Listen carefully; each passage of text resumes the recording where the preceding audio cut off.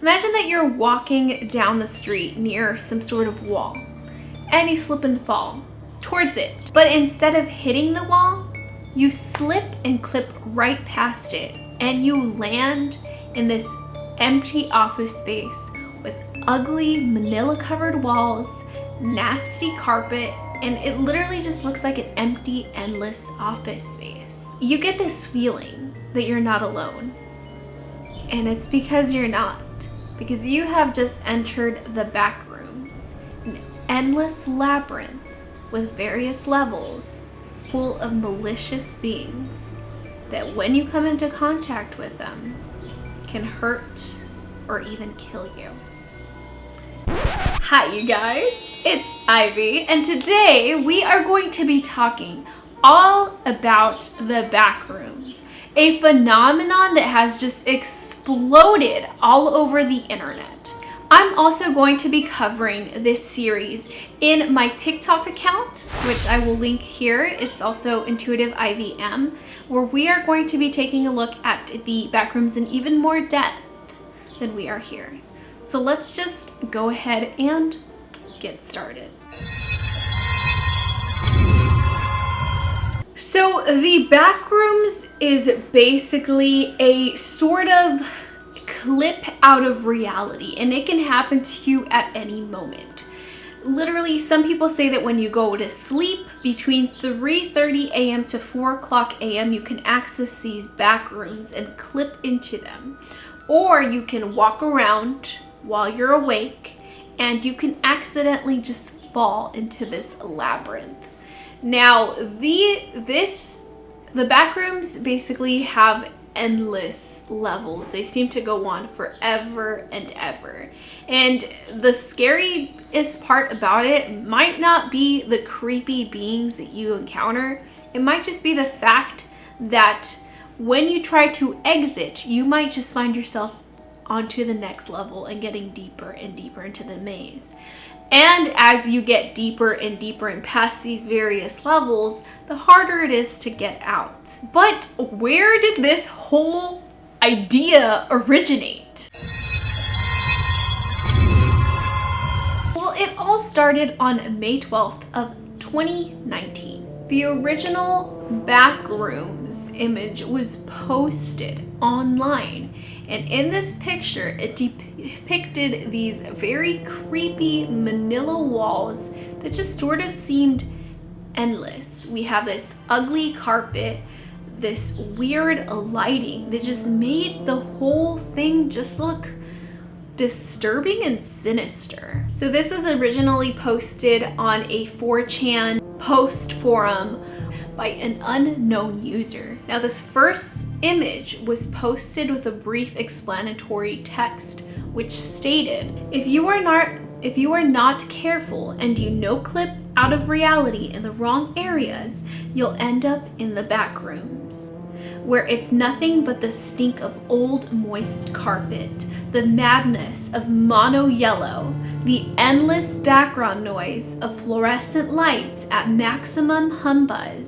and approximately 600 million square miles of randomly segmented empty rooms to be trapped in. God save you if you hear something wandering around nearby, because it sure as hell has heard you. After that text set off, that's when the whole Backrooms began. More and more people began to post more and more about these Backrooms and their personal experience with this place that apparently a lot of people believe is real. By May 18th, a creepypasta was posted about the Backrooms. Then Twitter users began posting all these images and videos of them exploring these supposed Backrooms as well. Now that we've talked a little bit about the origin of how the whole Backrooms started, let's get into the levels. Normal levels are diverse in size, security, and safety. And these levels are basically the blueprint for the Backrooms. Some levels are homes to sustained communities, supposedly, and associations, while some levels pose major threat to anybody that dares to enter them. And you don't always enter them on purpose. Many of the levels present are called liminal spaces, and they basically give you this eerie feeling as if you've been there before. Some sort of nasty nostalgia that you don't necessarily want. It's disturbingly familiar and you're not sure why. The rule of physics don't necessarily apply in the backrooms. Once you enter these backrooms, do not linger on a single level unless you know for sure it's considered a more safe level. For example, level 0, where it's not that common to see an entity. It's actually very uncommon to see an entity on level 0. So let's start off with level 0. Level 0 is the level that you typically see associated again with the backrooms. That ugly yellow room with the buzzing lights. And when you enter this space, it's literally an endless hallway. You go and walk and walk and walk, and it just seems infinite. It goes on forever. And this is probably one of the more safer levels because, like I said, it is very uncommon to see an entity on level 0. It smells really nasty. Supposedly it smells like musty carpet. And on top of that, there is this constant hum of fluorescent lights just always there. That buzz hum of lights that just never stops. Like I said, this buzzing is not like regular lights. It's apparently a lot more louder and obnoxious than regular fluorescent lights are. Secondly, the substance that's inside the carpet is not identified. People don't really know what's in the carpet. So don't drink it. Doesn't mean it's water. Chances are it's not. Level 0, like I said, can be accessed by clipping out of this reality. Some people can access it through their dream space between 3:30 a.m. to 4 o'clock a.m. supposedly. Again, you can also walk around those time frames, and you might clip out of reality and into the backrooms. No clipping out of certain levels can also take you back to level 0. And level 0 is the easiest way to get out of the backrooms. So if you accidentally move up on a level when you were trying to get out and back to your own reality, going back to level 0 can be a good thing. If you non-clip out of one of the walls on level 0, it might take you back to your own reality, or it might just take you to level -1. Breaking through the floor may lead you to level 1, or may lead you to level 27. So now that we're moving forward, let's say you no-clip and you no-clip onto the next level. Let's talk about level 1. Level 1 is the habitable rooms. It basically looks like a massive warehouse with concrete walls and concrete floors. There's sometimes fog and what looks like condensation. Unlike level 0, this level actually does have water and electricity.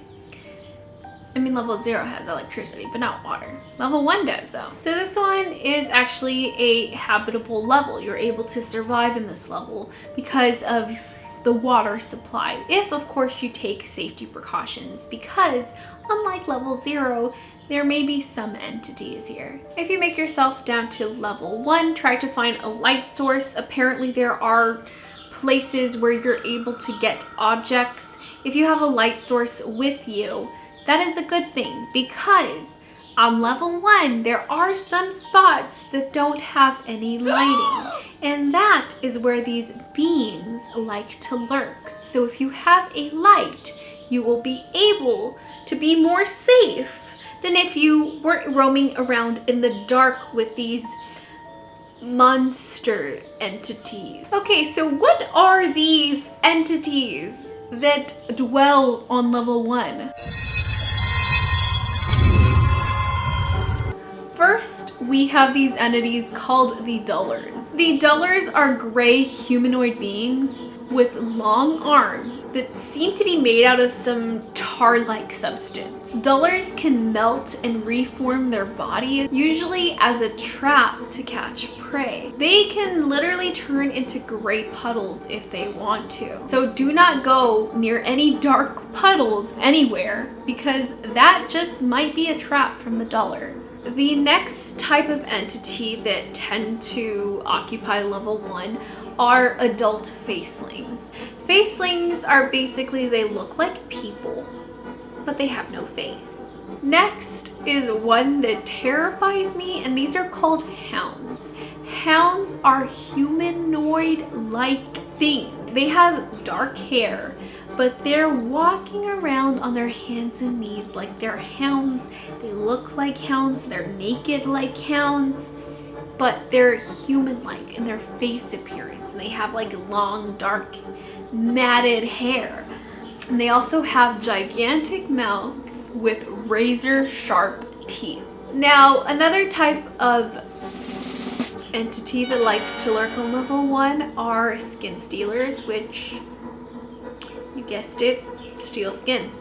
Stay away from the skin stealers. And lastly, scratchers. Scratchers are very hostile entities.